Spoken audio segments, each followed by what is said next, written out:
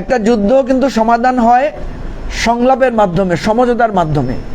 পৃথিবীতে বেশিরভাগ যুদ্ধই কোনো ফল বয়ে আনে নাই, ধ্বংস ছাড়া কোনো ফল বয়ে আনে নাই, কোনো জেদাজেদি কখনো মানুষের জন্য কল্যাণ বয়ে আনে নাই, বরং স্যাক্রিফাইস করে নিজেদের জিদকে কমিয়ে পরস্পর সমঝোতার ভিত্তিতে সমাধান করতে হয়েছে।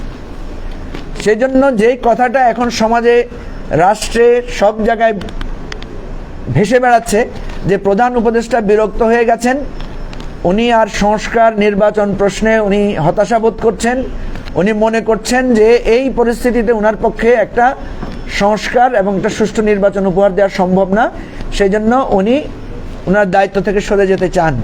আপনারা তো নিশ্চয়ই শুনেছেন এই কথাটা। আমরা অনুরোধ করব যে তিনি সরে গেলেই এটা সমাধান হবে না, এবং ওনার সরে যাওয়ার বিষয়টাকে নিয়ে যদি আমরা কোনো রাজনৈতিক রং দেওয়ারও চেষ্টা করি, সেটাও আমাদের জন্য কোনো সমাধান বয়ে আনবে না। কারণ উনি যদি এখান থেকে সরে যান, আমাদের ঐক্যমতের ভিত্তিতে অন্য কেউ এই দায়িত্ব নিতে সাহস করবেন না, এবং যে পরিস্থিতিতে এটা হচ্ছে সেই পরিস্থিতিতে একটা শূন্যতা এবং একটা ভয় ভীতি অনেকের মধ্যে কাজ করবে, একটা অবিশ্বাস আমাদের মধ্যে কাজ করবে। সেজন্য আমরা আপনাদের মাধ্যমে আজকে স্পষ্ট করে বলতে চাই যে পদত্যাগ কোনো সমাধান নয়।